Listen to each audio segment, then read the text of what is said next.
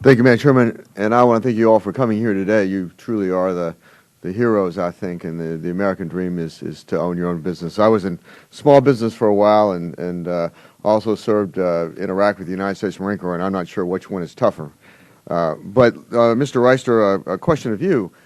When we heard the testimony today, it seems that most of the witnesses were heavily engaged in government in some capacity as a customer, as a contractor related to government. And yet, can you tell us about your business in terms of what I mean, have you benefited from government programs? What's your interaction with government? If you could elaborate on that, please. Thank you, Congressman Coffman, and I'd have to say having a gun pointed at you is much more of a hero than what we're doing out here. So thank you for your service to our country. We don't pursue government jobs, and the reason we don't pursue government jobs is we really don't want government involved in our business, and we don't want to be involved in government's business. It affects us, but the jobs we have done in the past, Davis-Bacon jobs, we've hired employees to do those jobs outside of the current employment pool. We took specific employees and allowed them to run the jobs for us. And then when the Davis-Bacon job ran out, they didn't want to come back to work for us at a competitive wage that we were able to offer that was competitive with the marketplace. They wanted the Davis-Bacon wages to continue. And that's just not reality. Their lifestyles exceeded their income in those cases because they'd last for a year and a half. But they spent what they made, spent more than what they made, put themselves in a bad position, and then many times the ones who did come back, we had to give personal loans to get them out of financial trouble. And those monies were never replaced by us. So we don't typically pursue government jobs based on those type of issues. Let me ask you about financing, your financing needs, and anybody else could certainly elaborate on this, and that is that we had met when you came into my office as a constituent and expressed concerns to me about credit lines and just small business. And at the time that you met with me, you expressed concern that the credit markets were really frozen at the grassroots of our economy.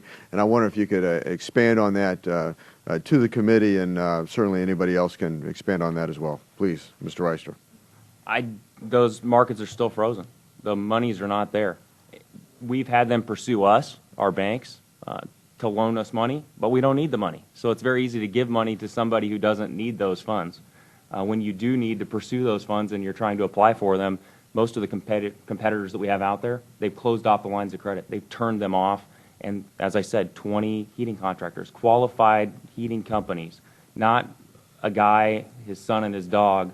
I'm talking about employing 20, 30, 40 people have gone out of business. They don't exist anymore, and these are companies that existed for 20, 30, 40 years in our marketplace.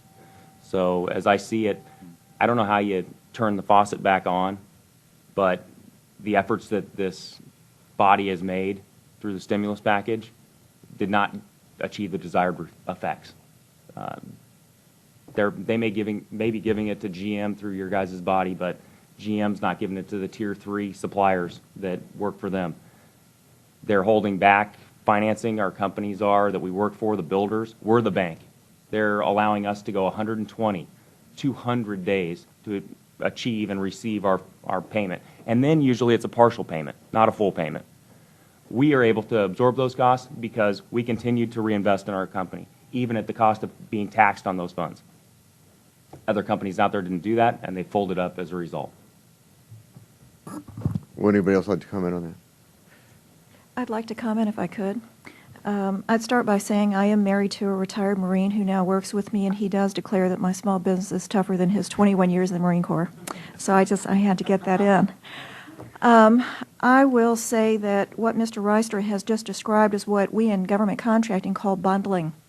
It's just that bundling in the government is a little different, and I spoke to that a little bit earlier, than bundling in the commercial world. I agree with exactly what he says about the lines of credit. You know, when you don't want it, they chase you down like a dog, and when you really need it, they just run from you.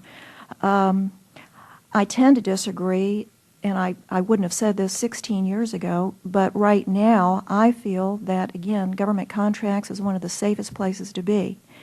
I do agree that it's quite a bit different than the commercial landscape.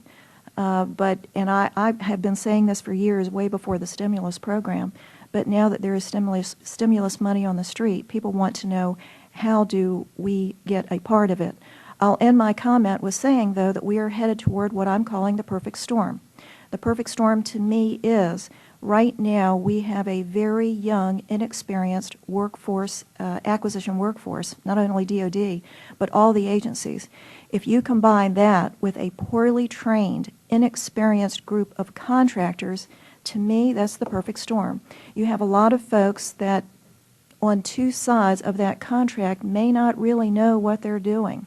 And it opens the door, I'm sorry to say, for potential corruption, but most importantly, poorly intended bad consequences that can cost the government money. So, again, I would advise taking a look at that.